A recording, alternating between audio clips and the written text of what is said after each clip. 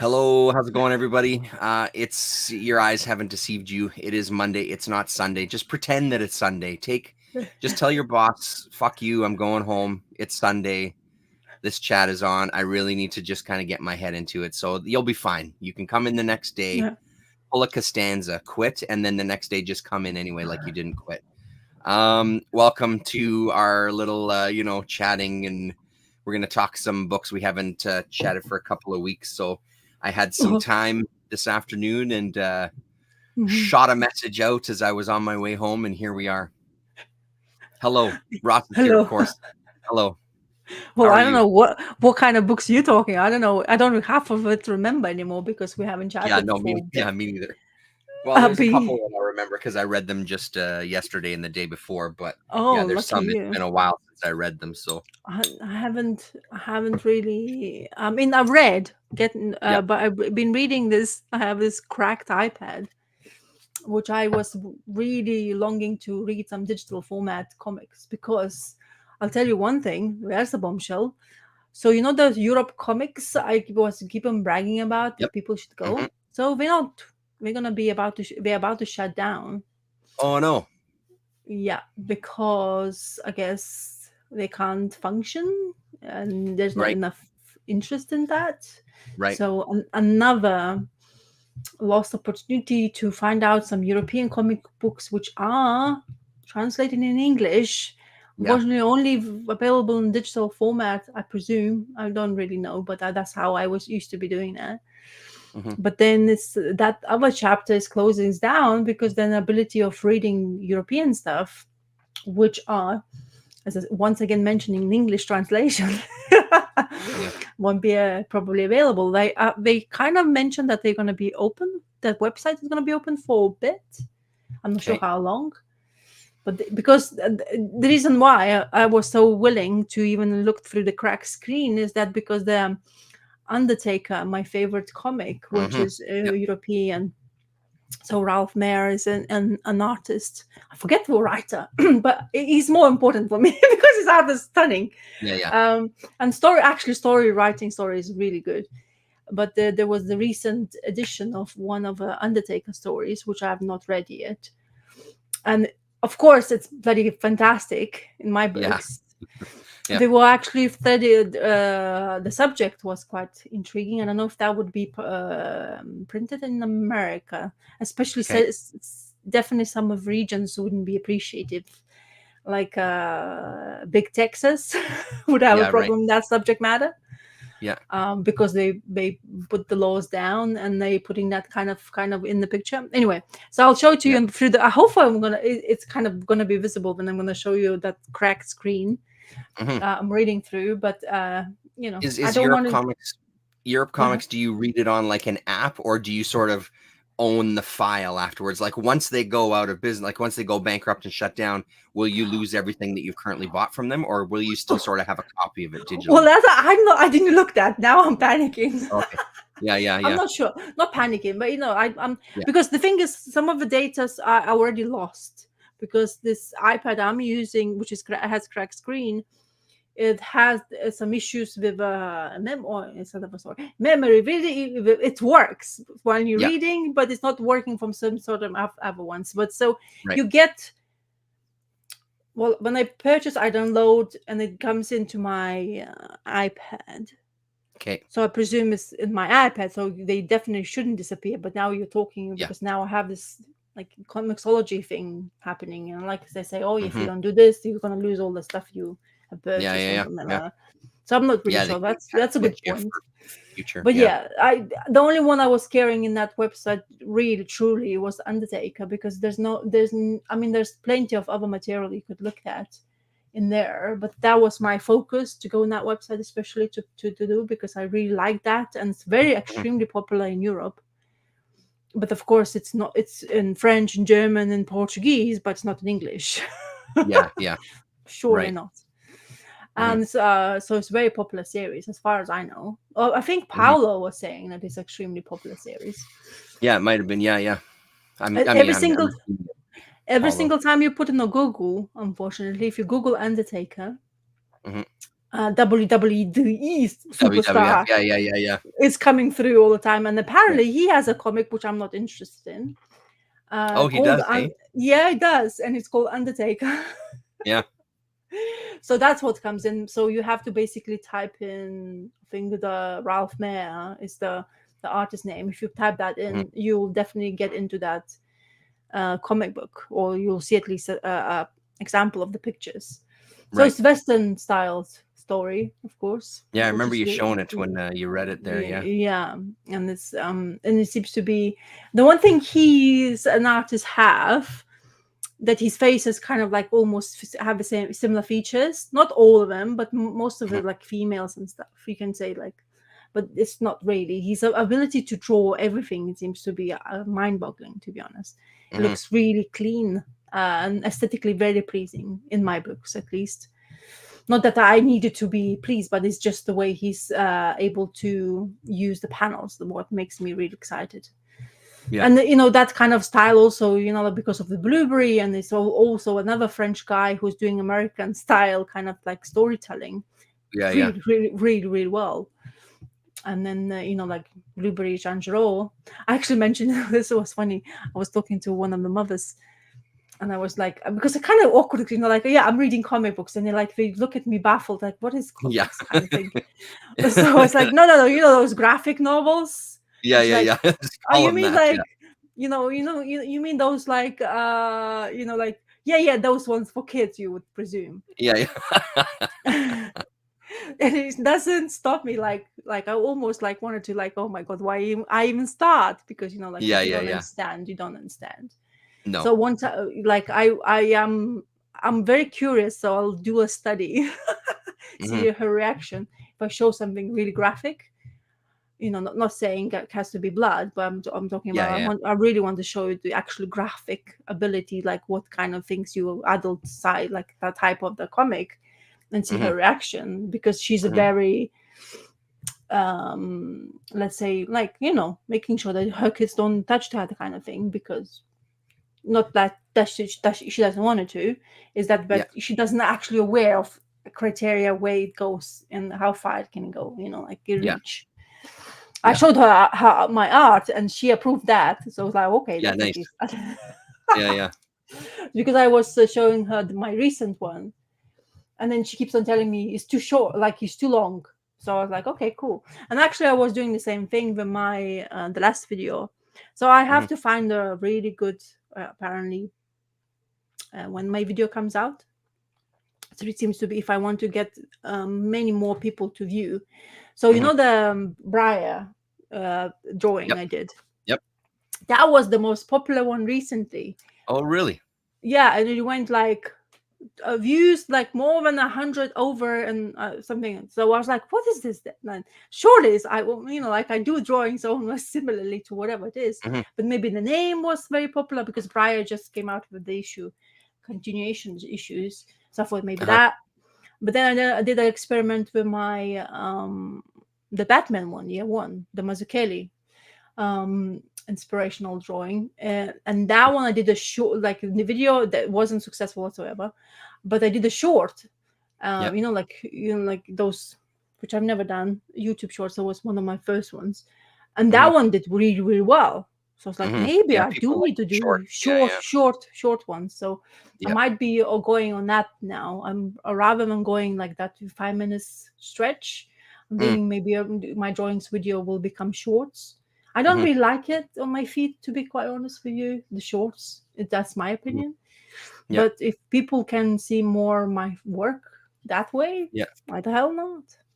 Yeah, I didn't like it very much at first either, but I'm so used to it now, seeing them in the feed, that it's kind of now just part of the YouTube experience, right? But at first it was a little jarring, and then even when people could post like just photos, like all of a sudden I'm on Instagram, it's like, well, I'm on YouTube, I don't want to see just photos of stuff. That's my part of YouTube now. There's not much you can do about it, so you get used to it for sure.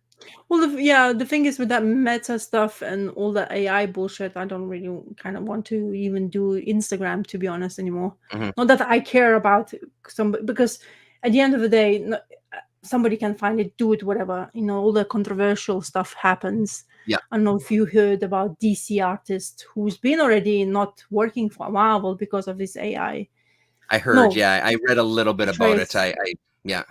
Trace, but apparently another artist has put his name out and saying, how does this man still able to do the covers for DC? And now he's actually, before he was accused of tracing, and now he's been accused of using AI. Yeah. So that was interesting. Yeah, for sure. Yeah. Because at the end of the day, it's in order to, like what Instagram wants to do, in order for them supposedly learn your AI bots how to do whatever to learn from you, they have to use all sort of art in order to actually learn how to deal with it. Yes. Yep. But I've seen so many bad examples recently. I don't know what's going on. Maybe it's because of people doing whatever, but I've seen AI examples of art, and then like posters, and people look awkward. You can strike, like it used to be very difficult to tell, or maybe people are not knowing how to use it properly. Maybe that's another thing. That's what it is. People aren't knowing it because it's for a lot of them, it's not easy to tell. It's people's abilities when they're using these tools, right? Yeah. Yeah.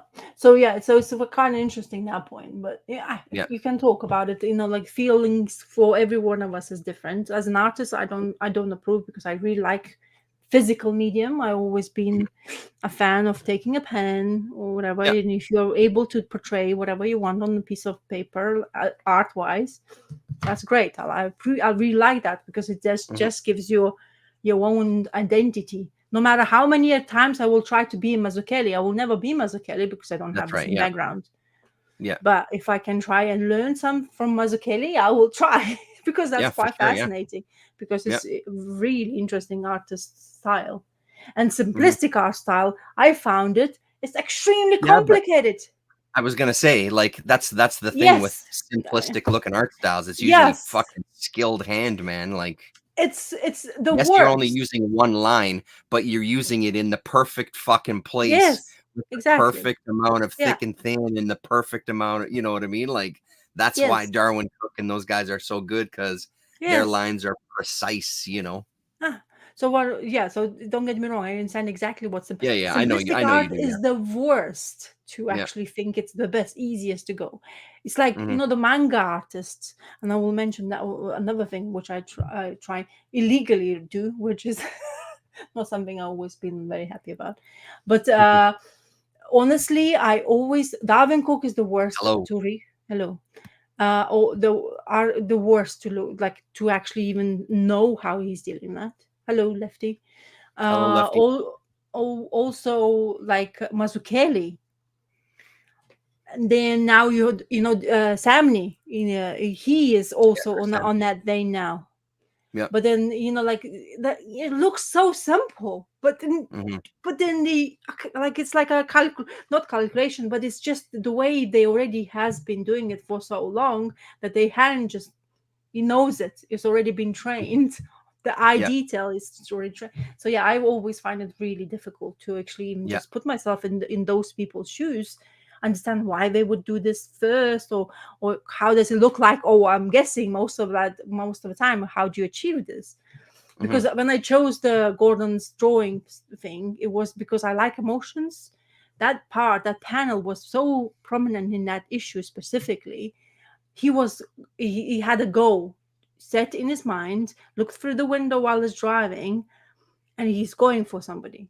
And that was just that emotion part. If I capture slightly, which I don't know if I did, but if I capture slightly, just that is very important for me. Like that's what I'm going for when I'm doing those drawings.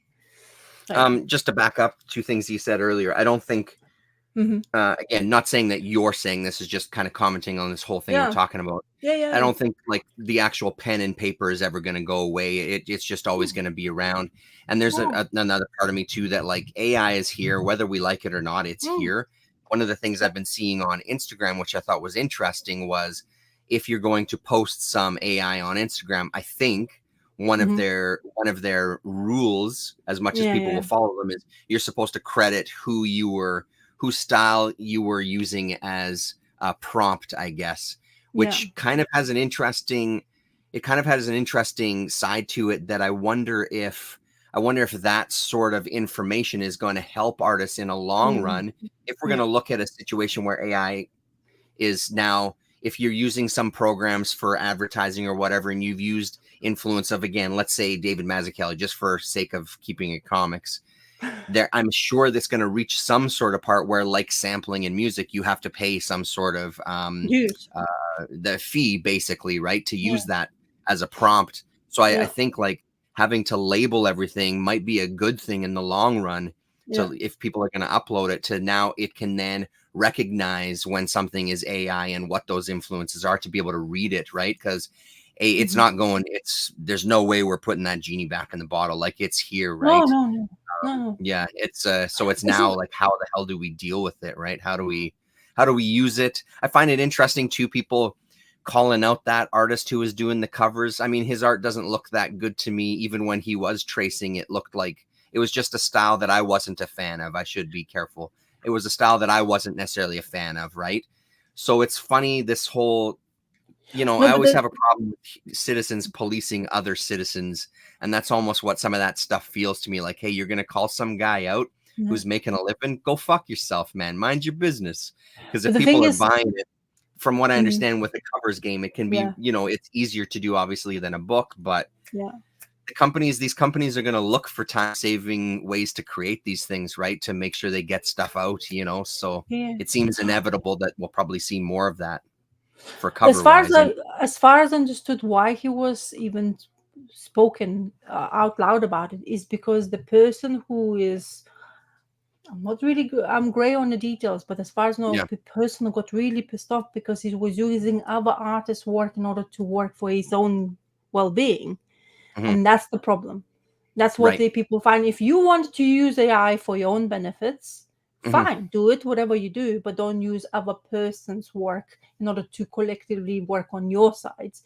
So there's a gray area with that point, which nobody has yet put labeled for. How does that going to work? And I think that's the most people, what they're having a problem with. Yeah. And I mean, my thoughts on all that too, right? Like, art is out there. Yeah. If I'm writing a piece of music and it has a riff that's somebody else has used, same thing with an art style, you know what I mean? Like the whole tracing and the whole thieving and people marking it, after Bisley or after someone, so they're paying that credit to that person is a great thing. Like acknowledging that this pose, I am completely using someone else's pose because I love the artist, and you're showing a little bit of reverence in things like that, I think. But yeah, all that other stuff is tricky, and I'll get in trouble if I wonder if that person, whoever, I don't know the name of we're mentioning, has not acknowledged it, that he's actually doing that. Maybe he's just saying that's not true. Everybody's just lying, and I'm not doing anything like that. What you're talking about?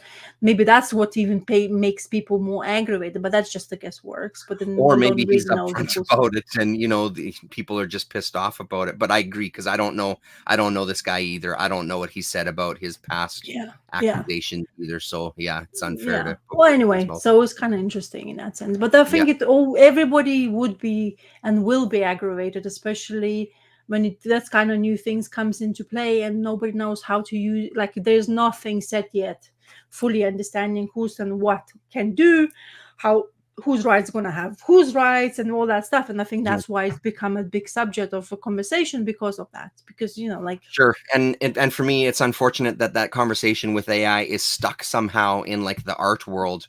Because I think there's way more things we need to be scared about with AI when it comes to how we're going to be policed and monitored and all of these things and how it's going to affect our everyday life.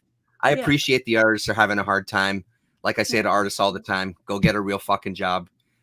But other than that, like, I'm more worried about how AI is going to affect us in a much, much bigger way. So I find myself, I get a little, which is why I don't engage in it and I don't read it when I see it on social media. I do find it, I'd be lying if I said I didn't find it a little bit frustrating to hear artists worrying about AI as far as it comes to their art and their ability to make a living, when it's going to have much, much, much broader effects on our lives in much scarier ways, as far as monitoring, as far as propaganda, as far as kind of controlling a citizenship. You know what I mean? Like, I think that stuff is something we need to put a lot more attention on. And yes, of course, pay attention to them, but I feel like the artists are getting a little too much attention. And personally, I like some art that I've seen on AI. There's a couple Instagram accounts that I follow that I think are using AI in a very incredible way, very unique way, you know. So yeah, just gonna back up to some of the comments we had. Capturing motion in a static image art form is something I love about well-drawn comics. Yeah, absolutely. That ability to give someone a different expression just with like a different size dot in their eye or something is kind of mind-blowing how our brains pick that up. Yeah. Hello 420, AI art movements incoming. Yeah. AI art looks like what it is, an average. Yeah. Working in factories, I like AI contained solely within manufacturing. When it's used anywhere else, it makes me nervous. Yeah, I hear that. There's lots of it, but if people in generally talks, whoever, you know, maybe we hear more because we do, like, as I say, we read, we're more in art form in that sense, aware of that stuff, because, you know, like that's what comes in our socials. But the AI everywhere is already scary. I mean, they were talking about movie industry and people like the you know, actors, not, you know, like they can use all my facial expression, my voice, everything. So imagine your whole identity can be used in order to create a movie. That's even more scary than anything else. I mean, all of us, it can be used for us though. Like, what are we doing right this very minute? We're literally broadcasting on YouTube. Like, if you know, this stuff is out there, they could use our images and we never know, because we as a society have opened ourselves up to facial recognition scans on our phones, fingerprints. Yeah, sure, I'll put my fingerprint in there. I'll even use an app that's going to take close look at my face to look what I'm going to look like when I'm older or when I was a baby. Like, we've allowed all of this stuff to happen. Yeah, and the first actor strike was AI based, and it was, from what I understand, a big part of it was specific to background performers. So one of the propositions that they had was, for a background performer, they would come in, get paid for 1 day. They'd do complete scans and 360s of their face, and they would own that image to then use in movies in the background for however long period of time. But so the big there was no time. The one-time payment, they wouldn't get any money every time that image was used. So it was basically owning somebody's likeness. So I mean, there was very valid reasons why they striked, even though it made me furious listening to what's her name give her speech, because I've got my own issues with that particular union. But that was the big part of it, and it was AI based. And again, like, these art movements that happen throughout history, do any of them last forever? You know, like, there's always these phases. This idea that we seem to have that movies or comics is, now that it's out there, it's going to be here forever. We're always going to have movies. Well, didn't we have like millions of fucking years where we didn't? Like, didn't we have millions of fucking years? Like, there's always going to be some sort of visual storytelling, I suppose, because you trace it back to cave drawings and things. But it's just always strange to me to think of like something that you enjoy is, well, it's going to be here forever. Nothing is going to affect it. Like, we gradually grow and some things get pushed to the side. Maybe the movie industry in Hollywood get pushed to the side because it's not necessary anymore. I mean, every time I go to a theater to see a movie, I'm bombarded with previews of other movies, and when they have interviews with the actors, every single actor is told to say, this movie really needs to be seen in the theater. You really got to see this one in the theater, because they can't even get people to go to theaters. Never mind watching movies, but they can't even get them to go to theaters anymore. So it feels like it's all getting phased out. Hi, Gorvidal, hello, good day. Interesting. Anyway, it's a subject you can be talking hours and hours about. Yeah, true. Yeah, it's part of it. What we can do, we just have to adjust. Try to protect ourselves is my thing. Like, just try your best to protect yourself as I put my face on the internet. Yes, and then don't forget to put the foil on top of your head. You never know who's going to hit your brain. Yeah, exactly.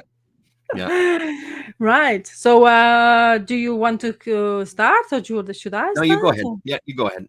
Well, how dare you? Oh yeah, I have another one. Anyway, I don't have it in this room, so I'll show you. So you know that facsimile editions I was like bombarded myself with. So I read one of them, and of course the title you don't really give a rat's bananas about. because it has a big X on top of it. Yeah, yeah. Well, I mean, like I But said, I like my entertainment with three X's. yeah, so not today then. Anyway, so this was X-Men number 4, a first appearance of evil mutants, which is Quicksilver, what is it, Wonder, and the Toad. I think that's the guy's name. All drawn by none other but Jack the Kirby. So yeah, it's a facsimile edition which has been recently reprinted. I got it on sale. And so this is a story, basically how they came to be, and it's very interesting the way the storytelling was done when you don't read this for a while. I really don't like I have to admit that this facsimile doesn't feel like it's been kind of old. The other ones, like I think DC does it really well, where they use like a newspaper print. This glossy paper, it doesn't sit well with me with reprints. It feels too bright, because I'm used to having, if of course if you're lucky enough to own this issue in original format, it just feels much better, the way it reads for me. I just like, as once again I'm repeating myself, but I don't like such a clear color scheme on stories like these, because I like, because it, when you do originally read the comic book, it gives you a sense of the time, which is what really attracts me also to this. But the story itself was entertaining. You have teenagers or your X-Men's, like, you know, they really do trying to kind of become a team in here. Xavier is trying to teach them, you know, like be like one of another one, have a concentration, and like what usually teenagers don't have, and in that being a superhero. And of course the quite an opposite side, where you have evil mutants, and they are like not really caring much about what's happening around them, and the only one they want to please is of course Magneto, because he's in charge of them. And there's the dynamic between Wanda and her brother, who is like, they are kind of like bad, like they're part of the evil mutants, but they aren't kind of, they're already questioning where we're sitting with some of the decisions, because apparently, you know, whatever Magneto says, it goes in here, and they're not sure if they have done it really correctly. um I enjoyed the storytelling, like always. Of course, Magneto is the things that puny humans aren't supposed to be here, and whatever, you know, like he's gonna have to deal with. He has this um ship on an island, or island and ship, like looks like a ship and stuff like that to deal with. But they kind of found themselves out of X-Men comes to help, because they suss out something's really bad going on, and you know, story goes from there. Oh yeah, they wanted to take over the village basically, and they trying to, basically X-Men trying to help this village, because Magneto's deal with the village is destroy them completely, because they are in the way, because he doesn't, as like once I said before, he doesn't like to care about humans. He's, you know, because they're inferior to him. And yeah, a lot of action scenes, a lot of great movement, because it is Kirby's artwork. I love this. I think that's fascinating to see on a piece of page, because it looks like that we comic is in motion, or almost like a still of animation you're watching, or you can be used as an animation point.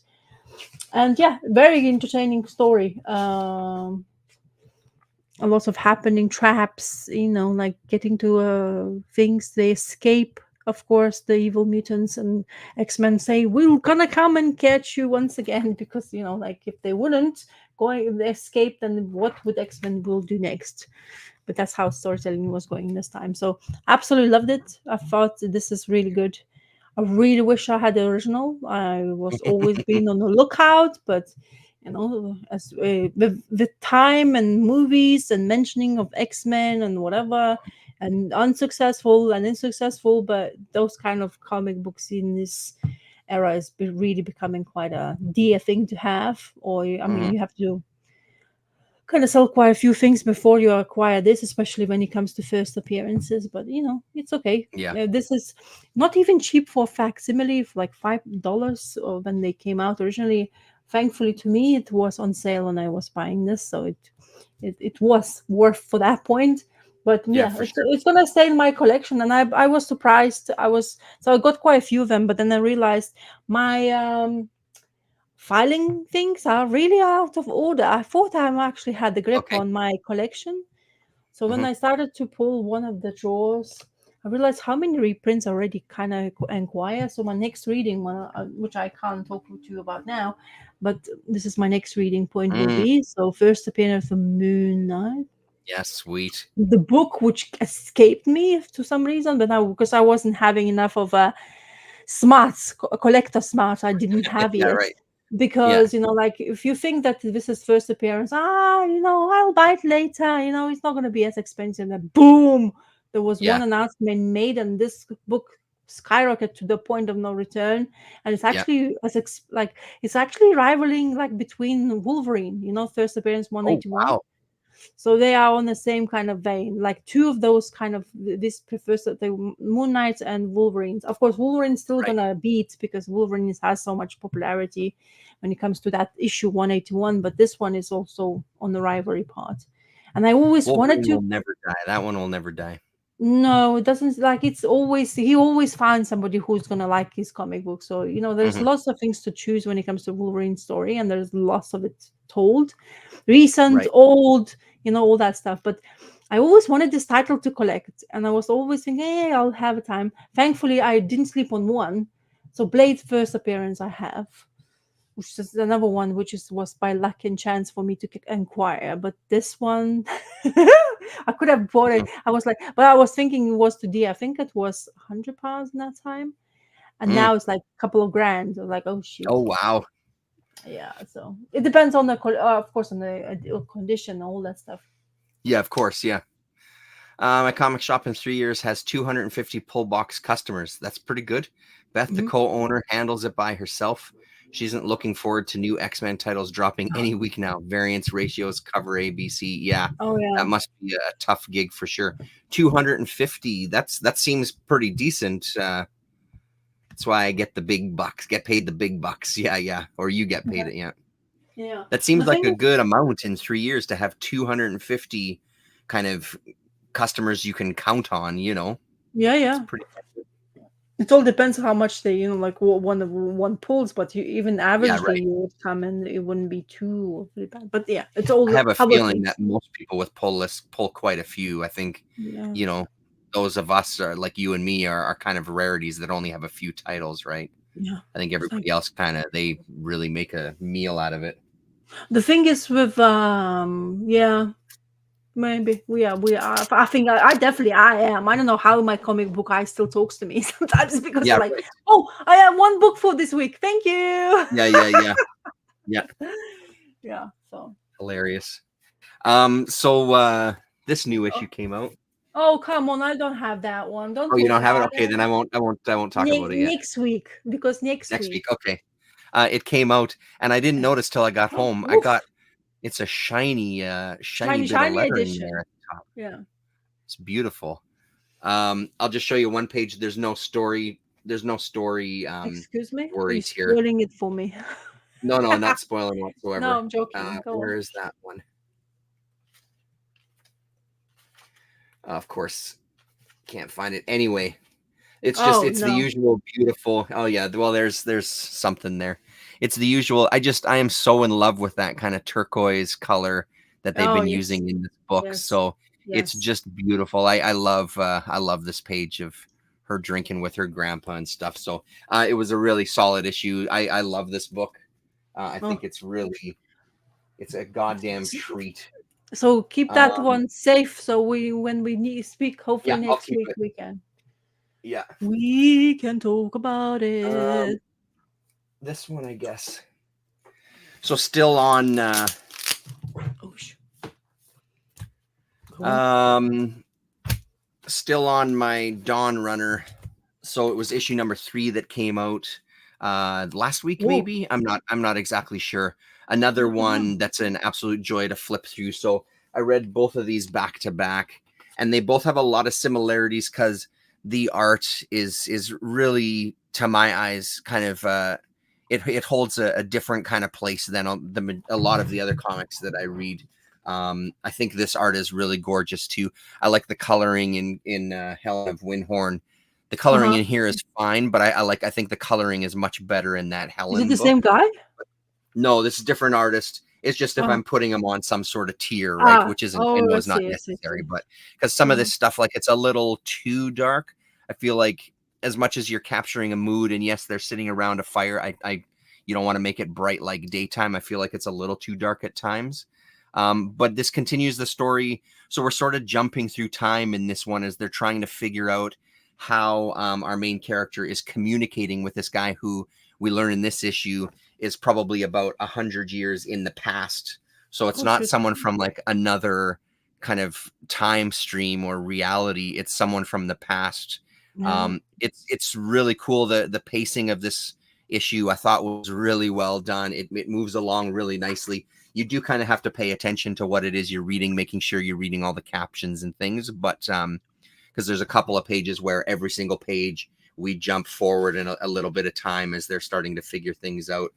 My only minor complaints is the as much as the mech and the monsters look great, I do find it sometimes hard to discern what the hell I'm looking at on a page, which I like sometimes. I like that kind of abstraction, but and I guess in pages like this, what do you need to know? There's a bunch of shit blowing up, things are getting shot, and people are fighting. There's a fight scene, you know what I mean? So, and there's also they do some things. It probably won't show up on camera so well. There was a couple of moments in here where the Bend-Aid dots that they were using, as I'm assuming, a filter digitally, seem to really jump out more. And like on this guy's face, yeah, you're probably not going to be able to see that so well. Yeah. They're really pronounced on his face. And there's a couple of other moments where they're Nice. really pronounced. And I'm wondering if that's because you'll get into a panel with two different characters and the other faces aren't as pronounced as this guy's. So I wonder if it's like some sort of subtle, who is this? Is this real? I wonder if that's supposed to be something or if that's just a stylistic choice. But it does make me feel like maybe they're trying to play with some things. It happens with her as well. Yeah, on this page. But that one makes a little more sense because she's kind of in the dark. She's hanging her head down. So they put this layer on top of her to make her look a little darker and to kind of set that mode, right? It's beautiful. I think his figure drawings are great. His faces are pretty damn good. They sort of ride that line of like you can see some almost manga-ish kind of influences, but they've got enough expression and variation that I've never once been confused by a character looking like another character. Wow. So that's quite an ability to create a cast like that. I can imagine, right? So yeah, but I'm digging this book. Really enjoying this one. Very curious now that we have a little more information. I'm very curious what that is going to mean and what the hell is going on, you know. Yeah, so really parsed out nicely in that one. That's cool. It seems to be Gore Vidal has quite a comic book shop. If they even managed to give him, we're gonna have a pizza party for Turtle's new book. Oh yeah. And then they renting the whole theater for customers so we can go for free to see that's amazing. Deadpool. It must have been doing really good. Yeah. Rarely miss a book. No shenanigans with new keys and marking them up or pulling them from other customers. And figure, yeah, that happens in one of my shops. There's been a bunch of guys that have complained about that. All of a sudden, there's a hot book that they have on their pull list that's not in their box. I've heard that.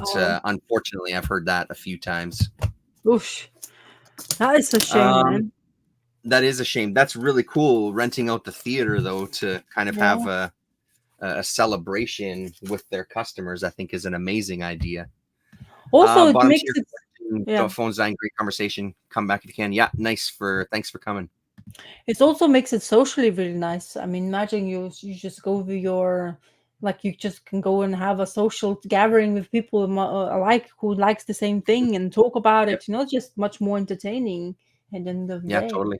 Even though you probably wouldn't want, like, if you're not interested in Deadpool whatsoever, it's still quite entertaining just to go and see the movie if you have ability, and also makes it like, I don't know, it's really cool. I wish. I mean, it's a little event, right? Like, honestly, if I was there, I'd probably go see that stupid movie, and I would, just because I think it's a really nice gesture. And like you said, it would be great to kind of hang out with, you know, your local shop and the people that go there. I think, you know, kind of keeps that, because we all know one of the best things about, or one of the worst things about a lot of these places going away is that ability to hang out, like movie rental Yes. stores, music stores, comic book shops. I've always done that my whole life, and you end up hanging out because you get to know people and having conversations, and Yeah.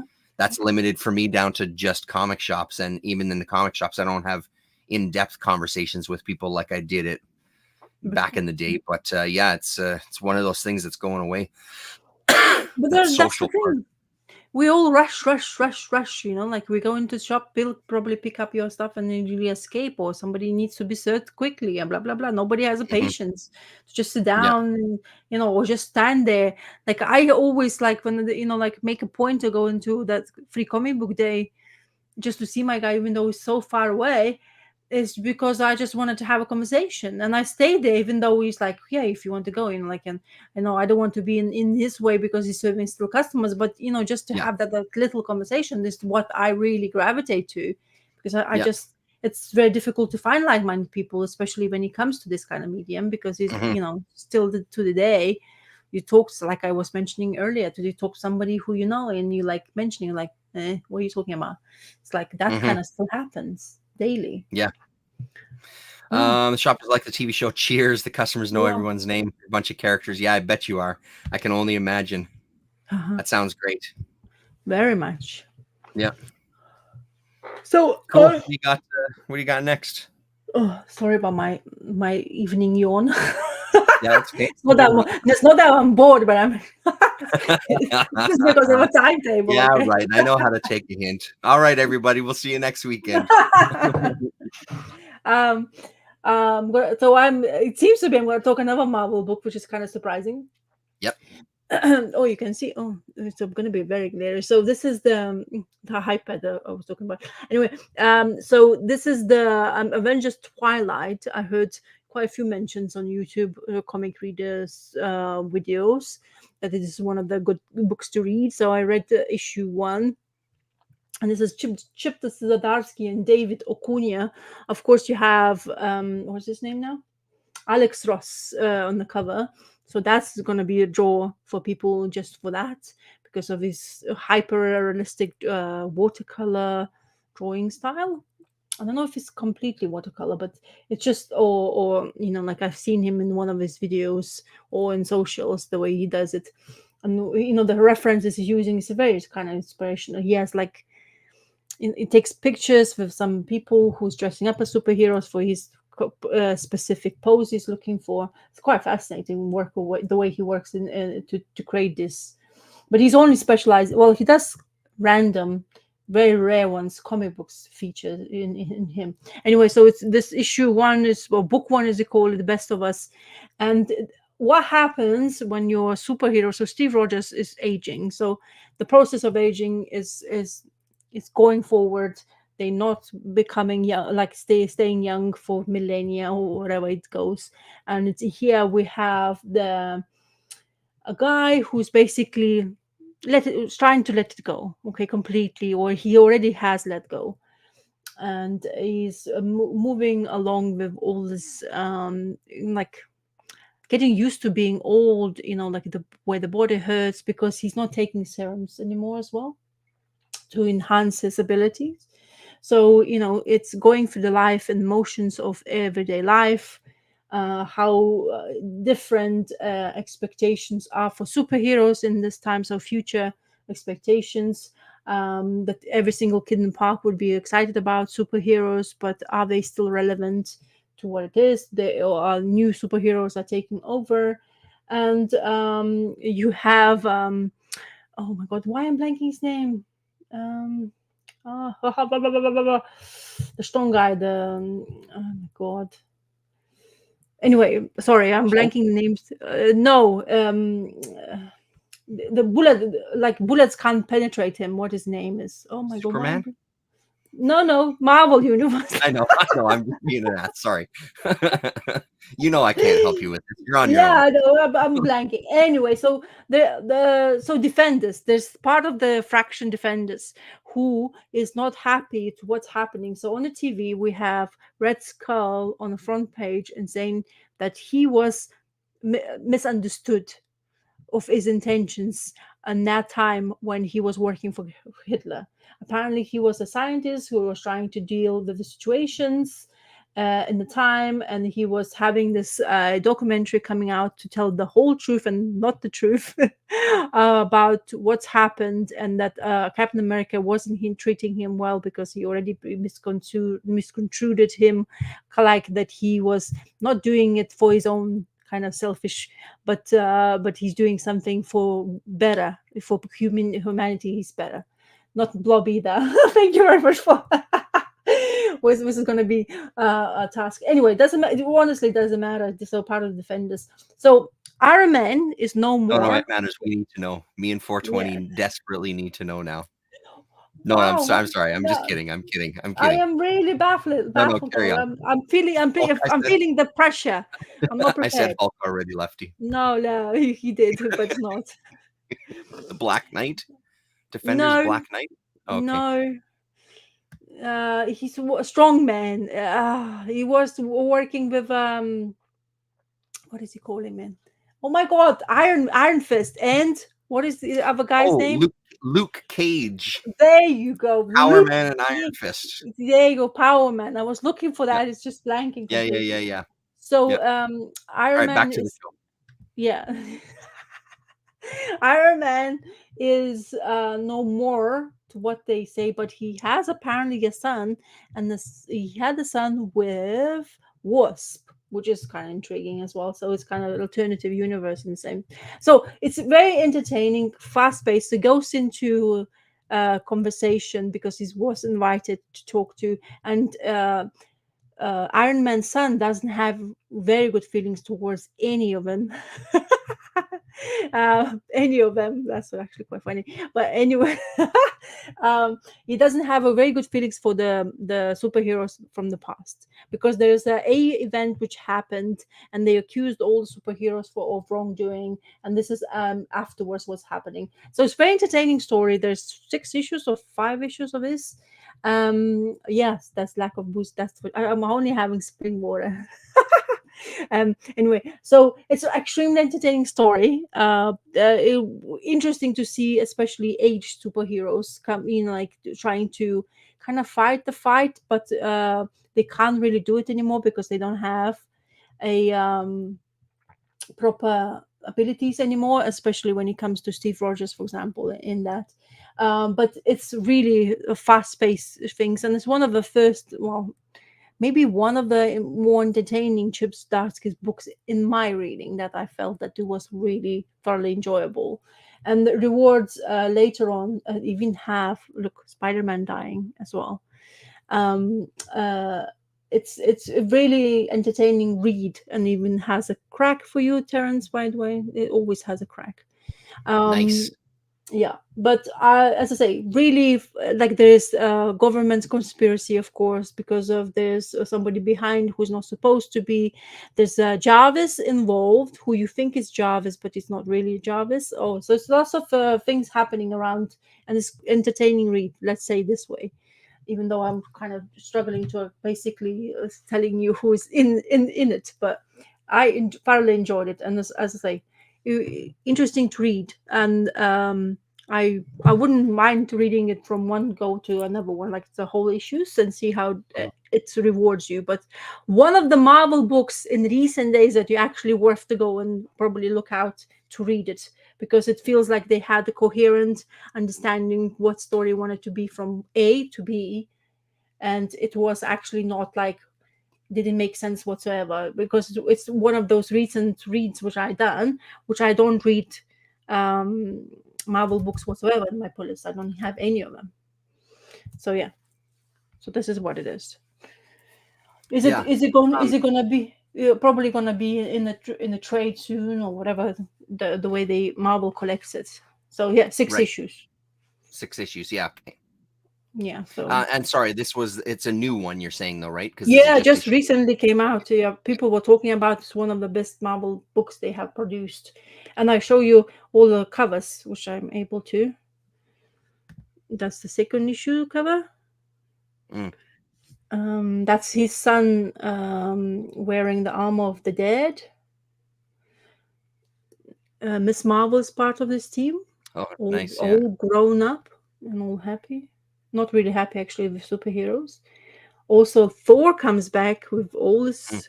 Be still youngest because he's a god. Don't forget, mhm. gods don't age. Um, New age female hook girl Oh, hook. yeah. So Nice. it's not a hook guy. So Yeah. that's very cool. And of course, the beast which can be manipulated apparently still to Mm, these days. But that's what Alex Ross can do Hulk really well with the defined musculature yeah. features It's he's pretty fucking able to good. portray. Yeah, so there you go. That's all your covers. Yeah, so really cool as far as that's it. Marvel goes. So Right. I like it. Chip Zdarsky's. I mean, I don't remember. I tried. Oh yeah, I tried Chip Zdarsky's Daredevil. Hmm. It didn't really click for me. Hmm.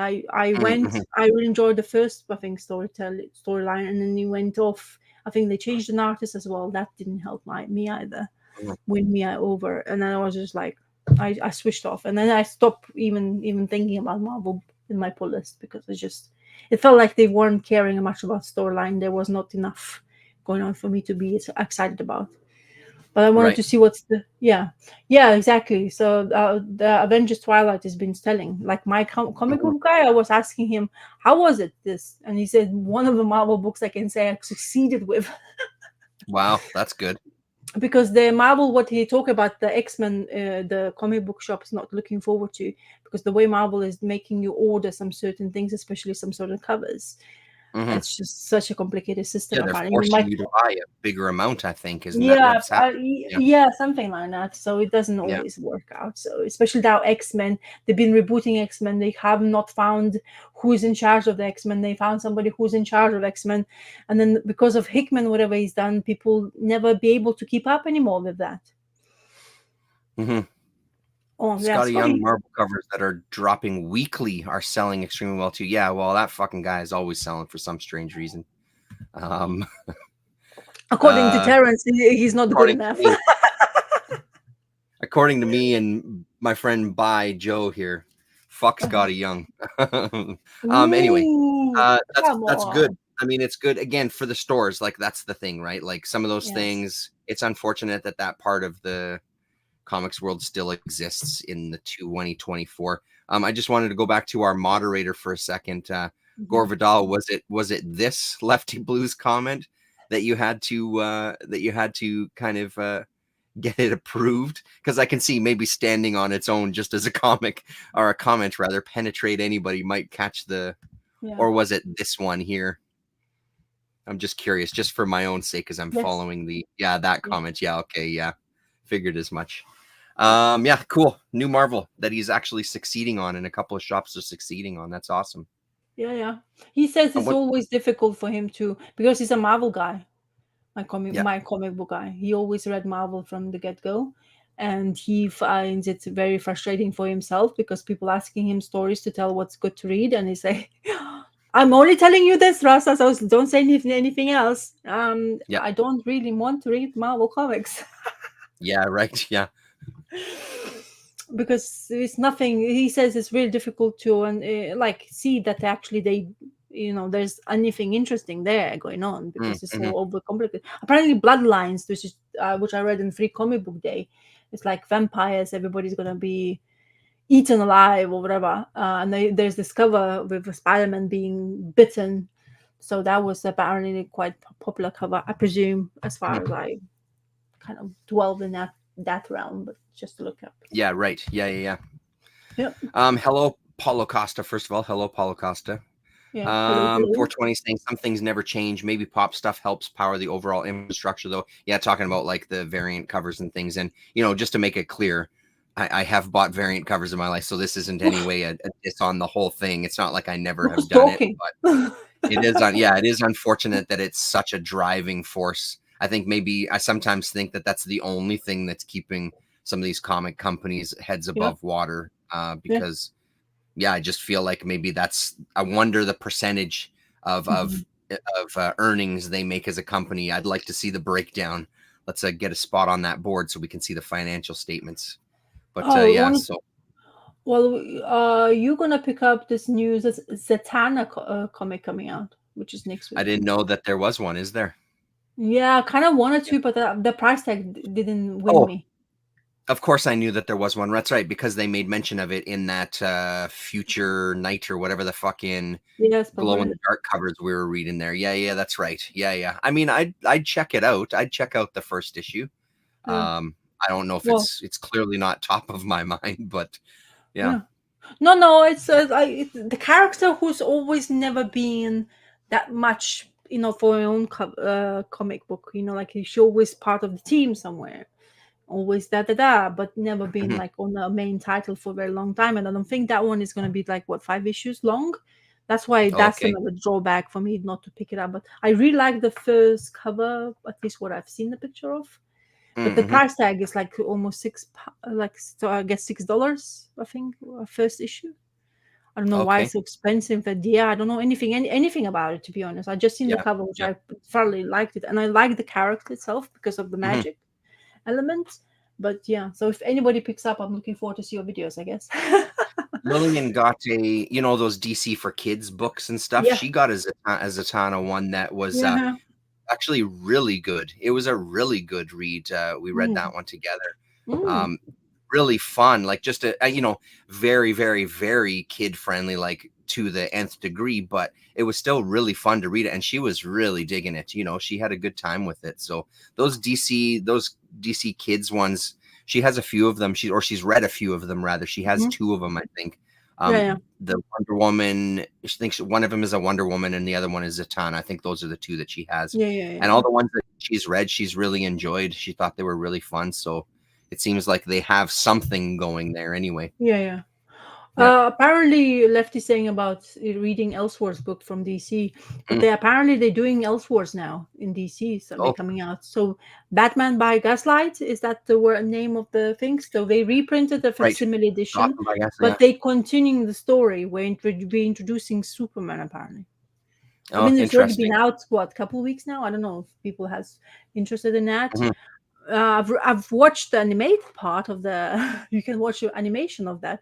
I'm not sure if it's really well done. I think people weren't very impressed with that Warner Bros. Mm. Animation because there's Right. so many of the Batmans. But yeah, apparently they continuing the story of that, and they as I say, they printed the facsimile edition, and now they're doing continuation of the story. So, and apparently Mhm. that Elseworlds part of DC universe are coming back, as far as I heard or seen the video talking about it. Strange, dude. Because isn't that what? Yeah. Anyway, whatever. Don't get me Yes, started. yes, Isn't that yes, what Black Label yes. is?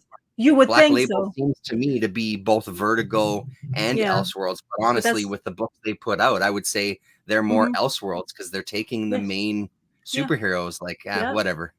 Good luck, But that's DC. why Good for you. I'm proud of you.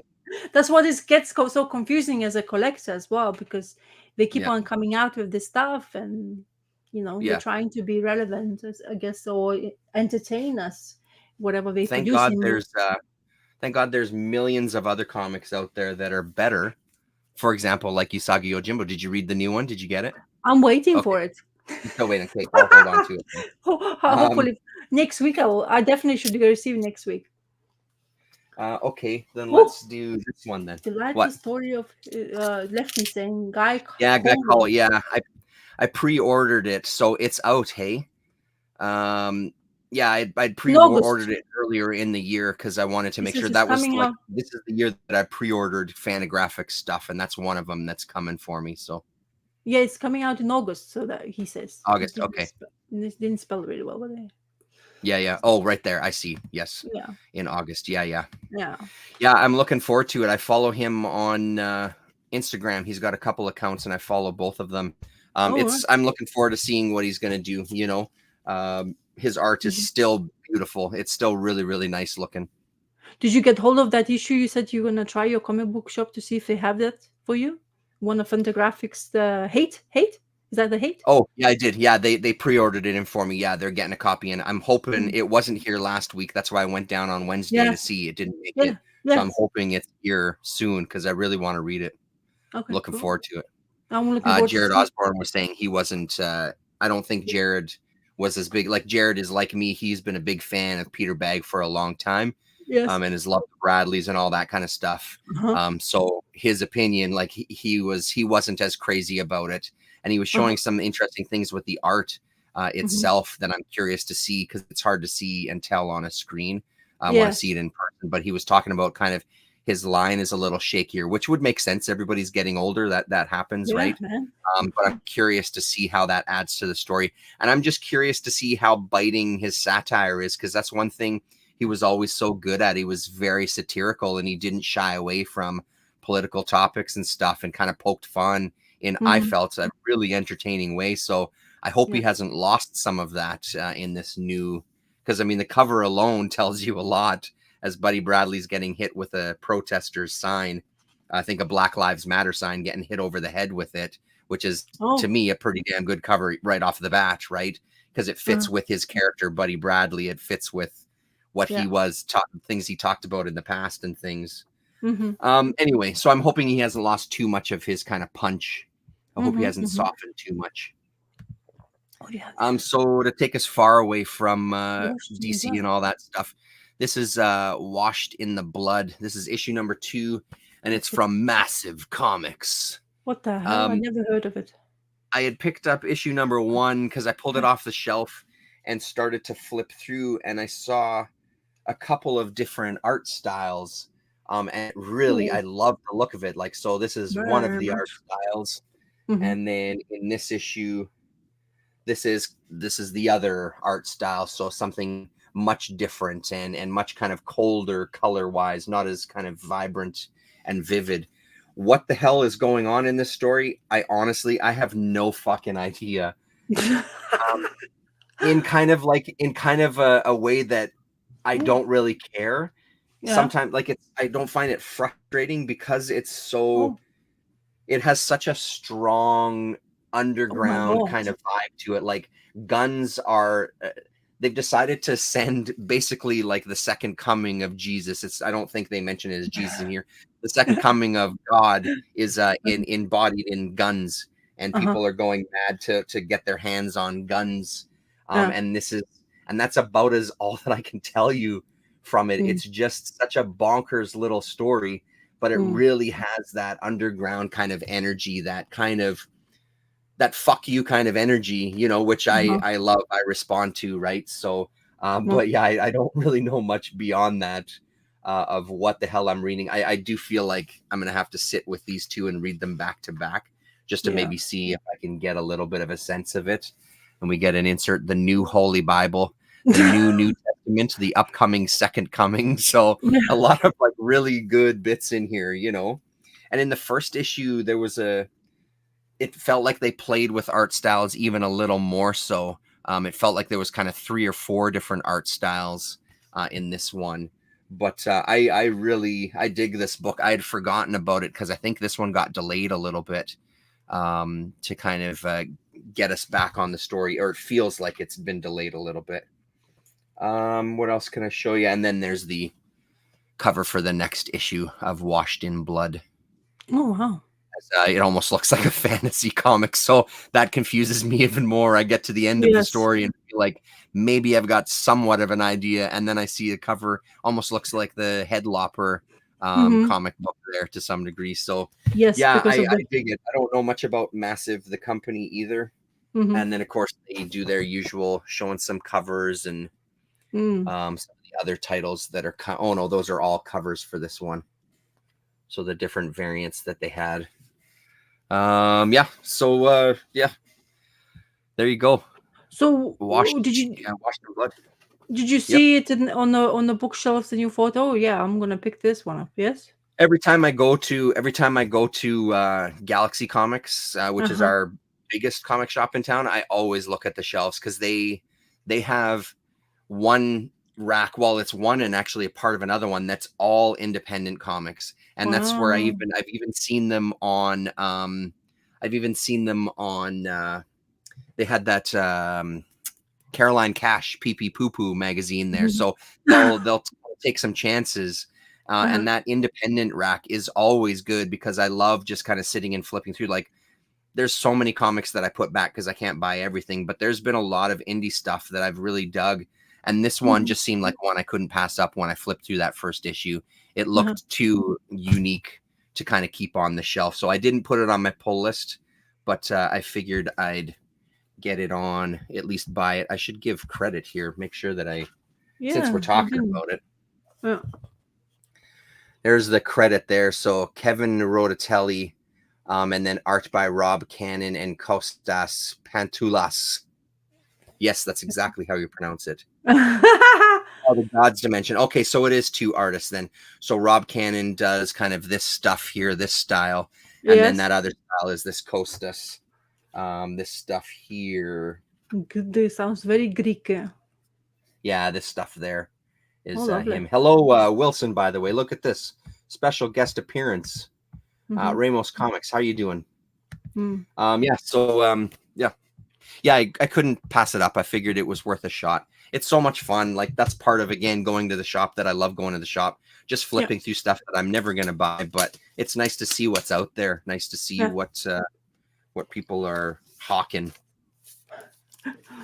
Uh, so my one is that Undertaker. I'll show it to you. Yes. So yes, it's not WWE people, by the way.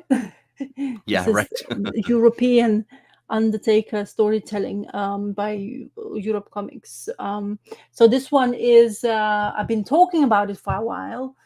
It's going really well apparently in Europe everywhere, but it's not really well translated. Especially you can't get this physically printed. I don't know why they're not doing this, but it's very frustrating, and especially if you can't read any of languages apart of like German, French editions, and Portuguese. I think. Paula, isn't it true? You read this Undertaker, or you have, or at least heard of it?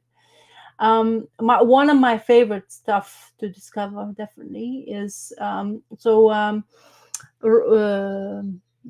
you see this? Very difficulty. Ralph Mayer and Xavier Dorson. Yes, oh my god, the names. Sorry, my maybe I should reduce the. There you go. I did reduce it. Anyway, so we're following a guy called Jonas Crow. He's an undertaker, but he has a background story of he used to be an army.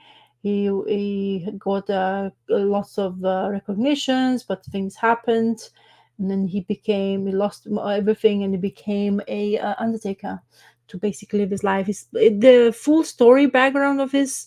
I don't think is still yet told, or do I not remember? Like why and every single detail of that, but I like this book because of its two settings. Of course, it's an western style setting. The artist itself is extremely good at what he does, and the storytelling is superb. This one is where Undertaker was about to propose to his a girl he was actually having two couple of books stories prior to that, but she suddenly disappears. He has this hopes up, he receives a letter, and because of that letter he runs towards the way thinking that she's asking him to come back. And then what we end up, he in a situation where a religious part, or well, it's a sect which is basically not letting abortion to happen in place, and they think it is against the law to do so. A lot of people start to die. Things goes out the proportion because the rights, like you know how you dare to kill unborn child, you're killers, mass murderers, and basically Undertaker is becoming in between of that situation. Um, a lot of where as I say, religious part comes into, and this lady, which is her face here, which I'm gonna try to zoom in. That's her. She's the one who's basically causing even more havoc because she's going from state to another state to advocate for those kids who hasn't been born yet. And then because of her, the kind of almost revolt happens in the village, and people are like killing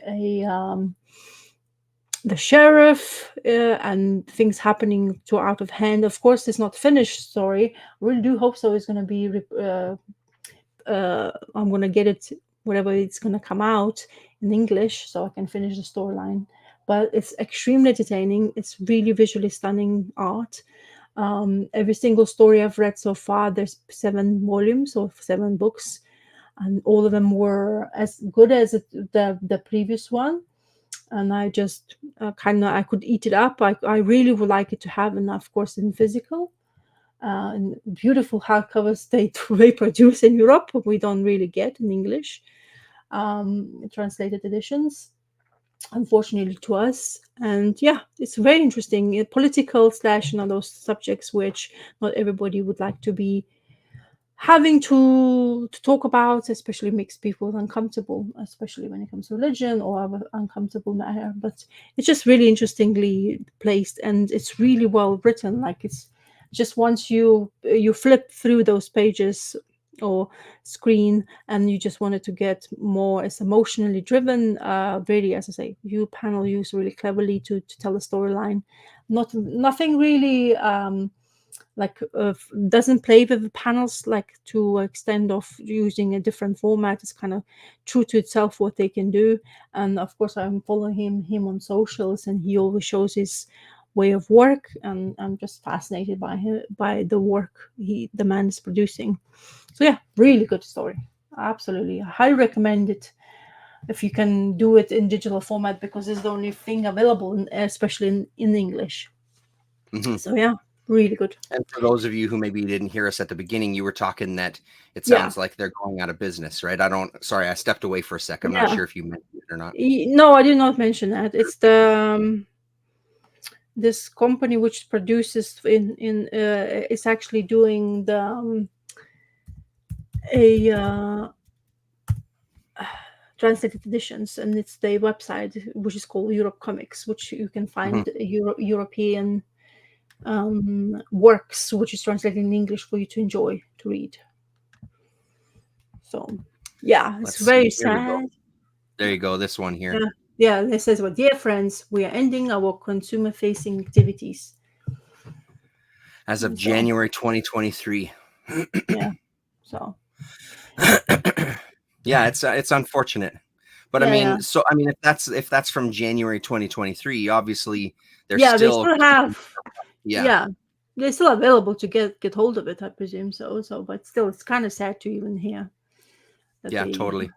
But there's lots of stuff going on here. They introduced you can go follow whatever, if you creator, you can go through that they works, or or you want to be surprised by it, and they always have this like you say pictures of the person, and it tells you what the way they do and who they're working with, blah blah blah. It's very interesting. But that's how I discovered that Undertaker from. So no, looks like a good site. I'll keep that window or bookmarked there. Lefty is talking. Lefty read this recently, the Jack Jackson Secret of San Saba. He talks about one of the things that I really loved about this. So Jack Jackson, underground artist, and then he kind of started doing these historical comics that are all really, really great. But this one really struck me as well because he mixes in some history, but he also mixes in some, as he talks about, some horror elements and possibly some like folklore and some mythology in with it. So it's this really nice blend of like historical fiction, because you're getting almost a genre comic at times, and then you turn a couple of pages, or especially at the beginning, you're getting some heavy history as well too of the region and this relationship between them. I'll just make myself bigger here so you can see. Jackson is one of my favorites. He was an incredible artist. One of the guys that's considered kind of like the first underground comics guys.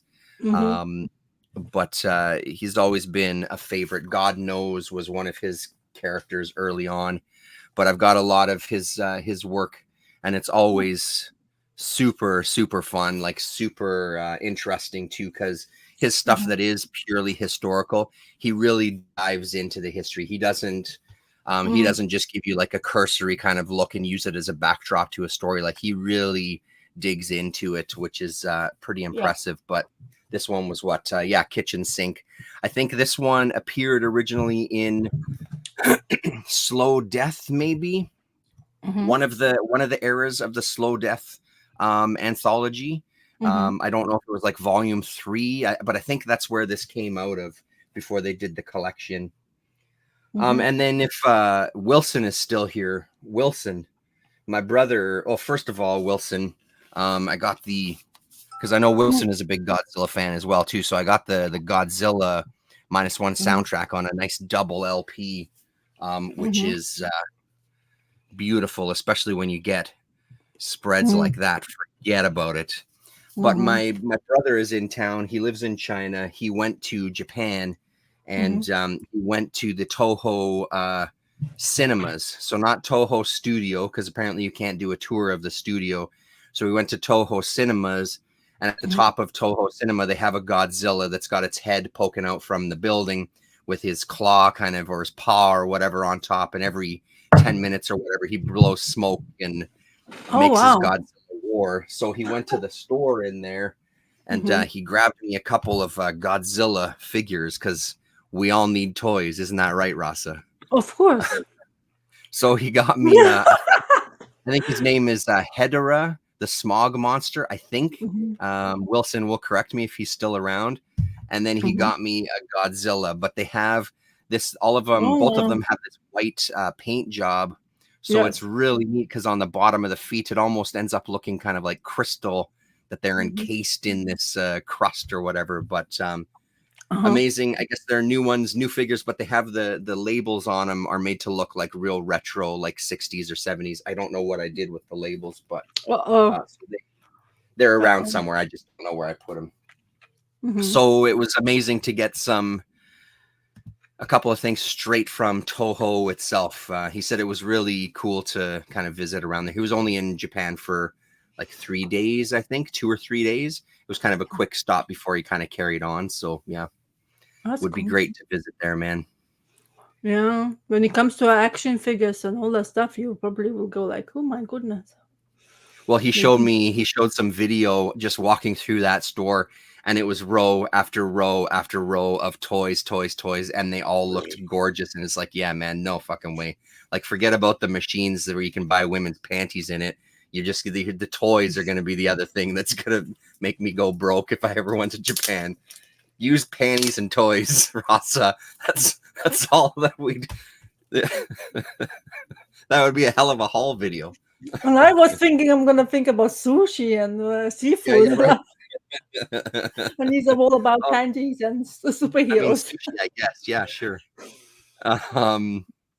So the last thing that to talk about that I've actually read was Superman Space Age. So this one I found all 3 of the comics. Did you? Oh, that cat scared the shit out of me for a second there.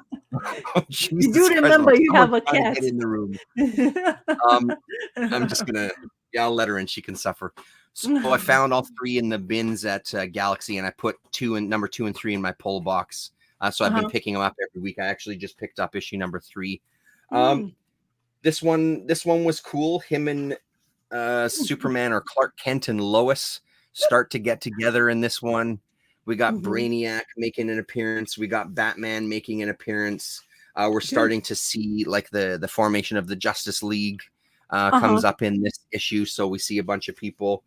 Here we go. So we're seeing like the Wonder Womans and Green Arrow and Aquaman and Flash and stuff. So it was, again, there was nothing wrong with this issue. It was pretty enjoyable.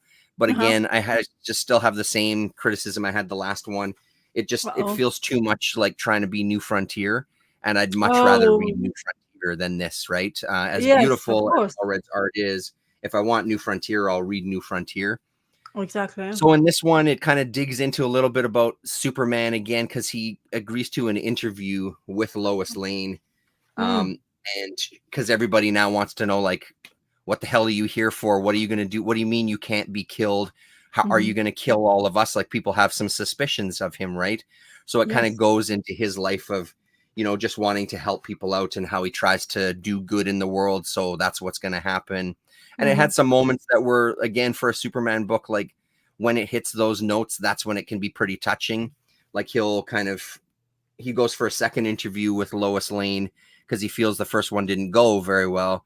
And the second one, he kind of goes for a walk with her around town. And there's all these people that he knows their name. He helps this old woman get back up to her apartment. And he kind of talks about like a little bit of like philosophy on life, right? So it was pretty good. And of course, they end up getting together, and she knew all along that that Clark Kent was Lois Lane. So it kind of digs into their personal life a bit. And she meets Superman's dad at the Fortress of Solitude and stuff. And basically, like, he's really shocked, and she's like, "Come on, I'm Lois Lane. What do you think? What do you mean you didn't think I knew who you were?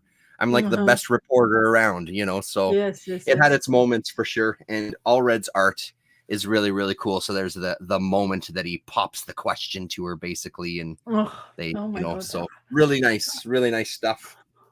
So that looks like a prestige format. It is? Yeah, it's the square bound thing. For some reason, for this one, they did the 3 issues in this format, whereas with the Batman, they're just doing it in kind of regular floppy format. So I'm not sure why they chose to do that. It's not that you need, like Damien was saying in that one stream, it's not like you need to read one to understand the other, but it does feel like they're all in sort of the same universe, since it's the same creative team for both series, right? So it seems odd to switch the format that much.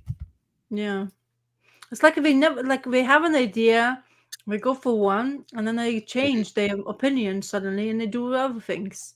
It's like they don't. And I mean, I guess like that's probably one of the reasons right there. It's $9.99. Each of these issues was $9.99, right? So that's also probably why they decided maybe let's change the format. Maybe this one didn't sell as much as good as they thought it would. Who knows? So out of 2 of them, which one you like more? That one? I like the Batman one better so far. Yeah, this one is fun. It's a second, but it's not a distant second. I'm not hating it because I ended up picking up all 3 of the issues after all. So, but I like the Batman one a little more because, again, I like that alternative. I like the alternate reality telling of his story from an older Bruce Wayne and his disjointed memory that's mixing up stories. And again, it's one of those things that I'm sure if you were a hardcore Batman fan, there's probably all sorts of Easter eggs in there which completely go over my head, but I like that side of it. I like that it's kind of this just an old guy reflecting on his past of what he was trying to do when he was Batman, you know what I mean? The things he was trying to do for the city and do with his life, right? It's kind of cool. And again, Allred's an amazing artist. Him and his wife are an incredible team, man. Like, they're beautiful, beautiful stuff. Yeah, Allred does a good looking Superman for sure. Yeah. Superman's philosophy is likely very different from Conan's in the film. Yes. Used panties and toys will be my new channel name one day. Perfect. Excellent. I'm looking forward to your first video. Make sure the background is well lit. Yes, Gordon. Yeah. Yeah. So, my last thing, because the Batman. So basically, we know about this. Yeah, nobody needs to mention. Yeah. Oh, do they? No, you got to talk about it. Yeah. Come on. Oh, okay. I really hope that pre-order went through for me this time. Oh, so you actually? Oh, okay. I hope so. I hope. Fingers crossed.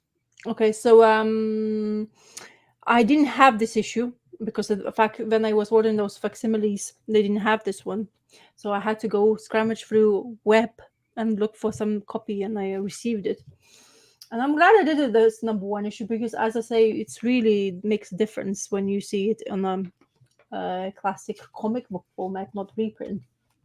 And funny enough, after reading this, I had this binge, or not binge, but I wanted to binge some of the cartoon animations, which is done from DCU work. So I was watching first is Green Lantern's first season, which I really liked, animated series. But then I forgot that they have done this art inspired animated series Batman Year One. You knew that, Terrence? Did you know that? Did you watch it? I did, yeah. I've got them. It was one of the times that I came back to buy a DC animated because I really Mm, wanted to see what they did with it. Yeah, so I do have those. So very famous scene, by the way, this train station sort of situation. But that was very curiously. So Mazzucchelli's art, you cannot say anything. I mean, if you're a fan, you're definitely going to be a fan of his work. And the way storytelling goes, and I really, so this is the actor, yes, he went for it, that one famous whatever art, what is his name, like old school actor. So Batman looks exactly like that actor for me, but I don't know the name now, so it doesn't make any point. But I really like seeing this once again. I've read the story like maybe four times now. It's probably going to be fifth time of mine, but this time I was intently reading, looking at this emotional part and his like panels, and I really like this part was like screech happening, and this like this like a word is just right like on the whole panel, which I really makes intent. I really enjoyed, of course. No, it's not Adam Messam. Thank you very much, Ramos Comics. But this is just forget about it. I mentioned my name, the names I'm completely forgetting about. But the way the story, the way Gordon comes in, that he doesn't really want to. He got a job here. He doesn't really want. Don't think that his pregnant wife Gotham is suited for her. The way he was introduced to this guy, how they came to visit them, how he said to Gordon that, oh, don't worry, you'll be sorted as long as you make, like whatever we say, you do as well. How straight away that there's so much corruption happening in Gotham, and at least with the way they were trying to do. I really like how like by like putting some makeup. Bruce Wayne, like will be masking himself because he's just introducing himself into Gotham back because he's been away for a while. And this part when they main business when it came to Gordon, and he knew straight away how he, being detective as he is, managed to basically suss out people who's actually beating him up and who is doing that to him. And this is like the crunch point for me, how I more entertained I was about reading the storyline and some of the things you miss, kind of thing. I don't know how about you, Terence, um but when you're reading story back to back again, like after a while you miss some details, you find out more details going on, Yeah, whatever you liked I before, mean, what you didn't like some of these things need a reread to catch everything, right? Yeah, for sure. exactly, and details on all the stuff. And then how I probably completely missed out that this is like first appearance of Catwoman, how they got introduced to each other. Hmm. And I probably like completely didn't realize when I was reading it maybe the first time, and how like integral part of the storyline will be, um how they basically trying to help and then he end up being hurt by the people he's trying to protect or something like that, and he didn't want it to be kind of like be seen. He just wanted to kind of see how the streets are, the worst part of the Gotham would be looking like. And of course he got in trouble, he got arrested, or he was trying, well, he's about to be get arrested and he's escaping like a criminal away from them, and then almost to the like to point of death as well, but he managed to escape because of his training or prior to that before he left. And still the winner of this issue for me definitely is Gordon.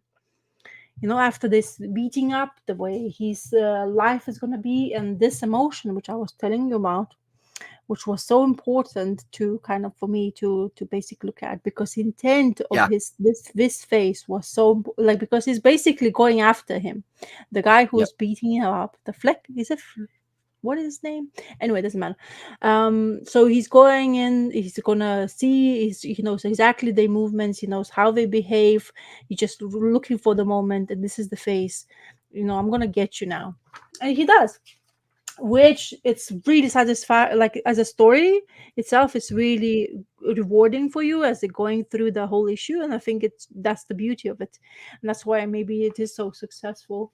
On my books, it was successful to storytelling because of that moments. And this also, it was another phase I wanted to look at, but this was like really kind of like difficult to see for me, so I just decided to use Gordon instead, because I felt like this story wasn't particularly very good told from the eyes of Gordon. So yeah, love it. Mazzucchelli wins.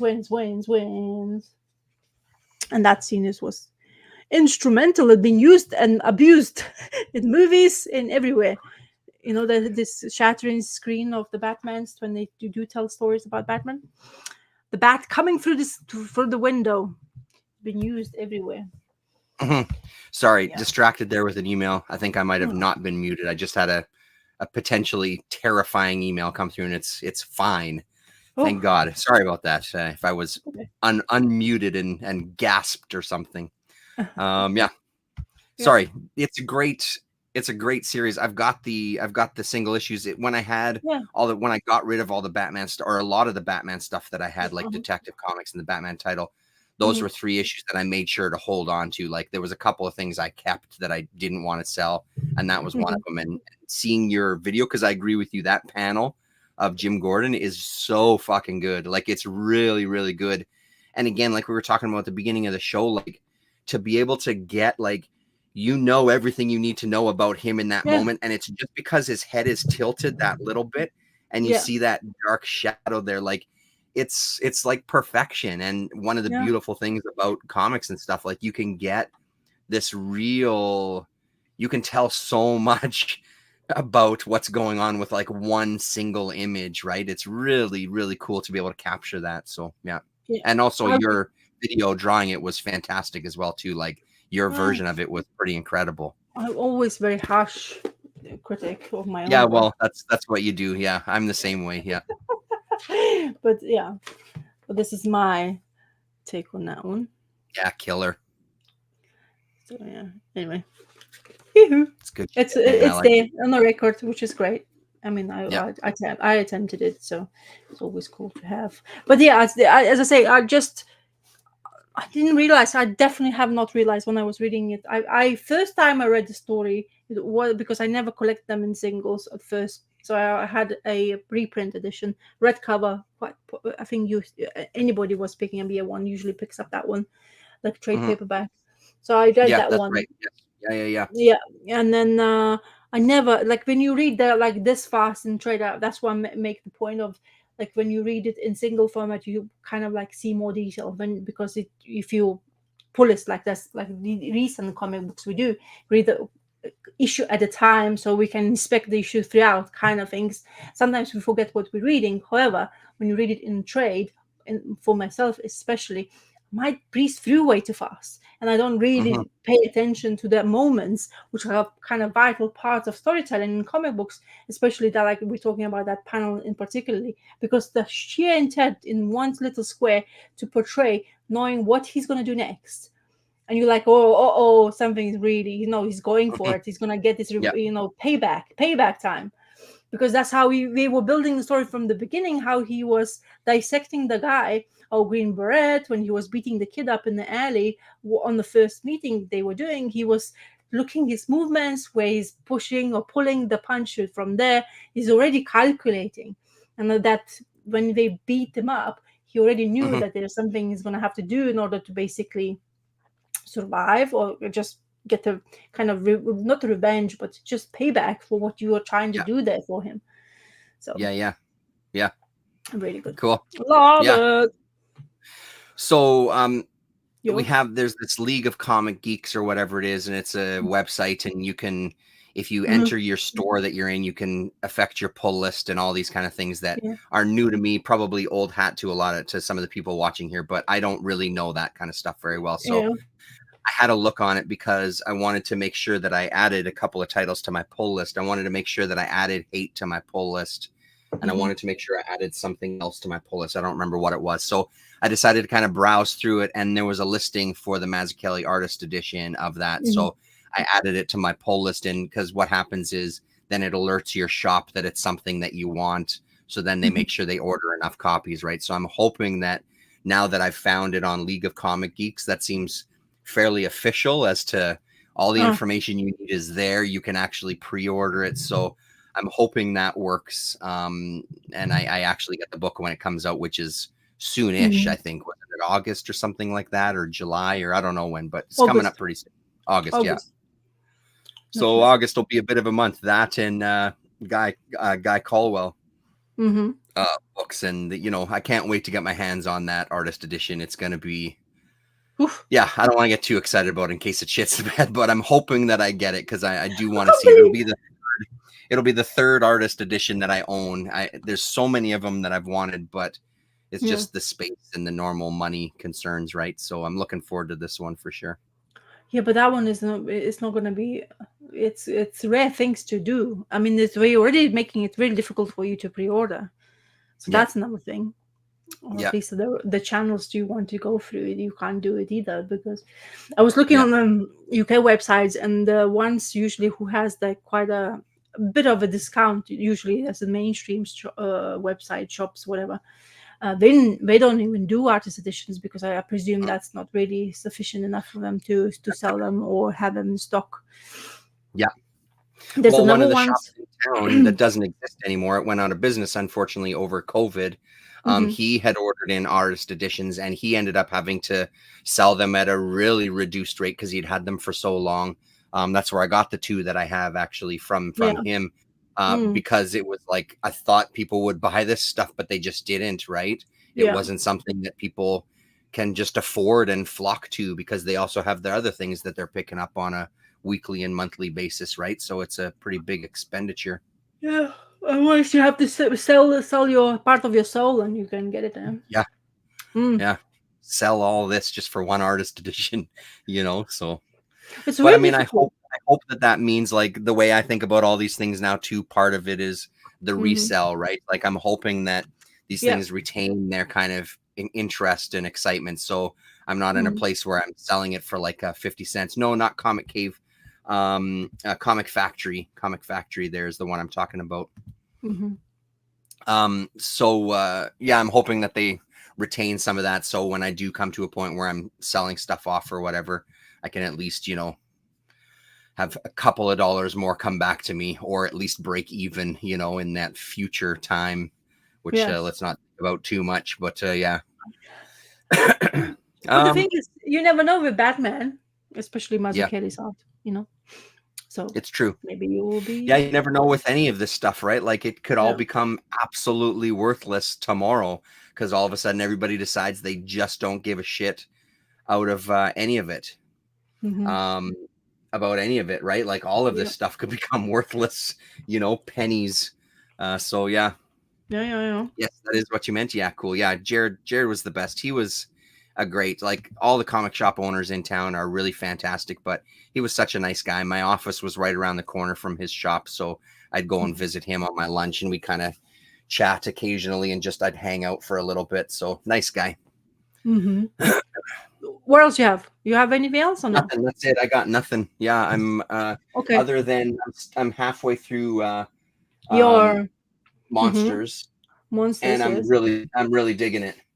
It's really picked up, and I think part of it for me was something like that, 420 something. It's going to be around the 200 mark. Yeah, I think so. But the one I have my official League of Comic Geeks pull list from 204 Comics, and every time I've even pre-ordered stuff from 204 Comics, I get a discount on it. So I'm hoping that that'll apply to this too. It's applied to everything that I've pre-ordered from them. I've gotten a little bit of a discount off of stuff, so I'm hoping it's a little south of that number there. My favorite thing is Monsters Book 2, halfway through it, and I think part of the thing for me was it's just such different storytelling. Like, it really is. You're reading this girl's journal, right? It's like, it even has the lined paper. So I think part of it was just getting my head back into her world and her type of storytelling and the way that this character behaves and talks and everything, right? So I think that was a big thing, where, because it was a bit, honestly, I was a little nervous at the beginning. I'm like, this isn't really hitting me like the last book was, and da da da. But then I started getting into it more, and now I'm at a point where it's like, oh man, this is back to as Mhm. good as the previous book. So I'm really enjoying it. Well, I'm good. Because I really liked that first book. So I'm glad, and because I was like, oh my god, really? Is it this? Because I'm not even thinking yet to get this one because there's other things I wanted to get hold of it, but sooner or later I will get hold of it. But I was like yeah. doubting once again because you were like, thinking, oh my god, what is this? Well, and that's and again, that's why it's so important to like give shit their like. It's the thing that pisses me off a lot of times about things that people when they diss books. It's like, yeah, but you're not. You're bringing your own shit to it. Like you have to when you're listening to someone's music or reading someone's art or looking at someone's drawings, like you have to put yourself in what are they trying to communicate, not what you wish they'd be communicating. So I was doing a little bit of that at the beginning where it was just like, and then it's like, no, calm the fuck down. What is she trying to tell you? Like, what are, and I think that's something that a lot of people end up doing, myself included, that is kind of, it's too bad because you're just not giving the artist a chance to explain their story, right? Like you're bringing too much to it, too much history of your own and just comics in general. Forgerelli saying, my favorite thing is Monsters is the only 100% for sure masterpiece of the 21st century, in my opinion. Strong words, Forgerelli, strong words. It's a damn good book. Yeah, I don't disagree with that side of it. Masterpiece, I'm not so sure, but it's goddamn good though. Yeah. Cool. Yeah. I don't know why, but I had a feel. Hey, oh. So you So talked about it. I Yep. was browsing and looking, but I was like trying to physically have. But most of the people who selling this, they do it in like whole collection. It's a 6 like books, isn't it, or something like crazy? Something like that. Yeah. So I didn't go that, and I went into this digital format. So so this is what the person who I am. Don't read manga that much. Start reading the first couple of pages, and I reading in the wrong way. I was like, Yeah, what right. doesn't make bloody sense. And it was like my brain was like, catch up, come on, you can do it. Yeah. And then suddenly I realized I have to read from this point or this way. Sorry, the camera is Yeah. So because of course Netflix series is out and I could have watched this in that format, let's say, if I wanted to, but I decided that I wanted to actually experience it in the reading format. And I haven't went much. I honestly just dabbled recently, like a couple of pages at a time. I didn't realize at the beginning so that the way the story starts is I was already starting to, because there's coexisting of humans with robotics, yeah. But when the way they start storytelling in this first issue is that that the main guy or detective or whatever his name is, he is actually of the robot who has a wife, and I'm not really sure about this the whole storyline, nor did I made any like looking into the web to explain it to be me better, because that's how I like to discover my things, the way my opinion on how everything the storytelling will go.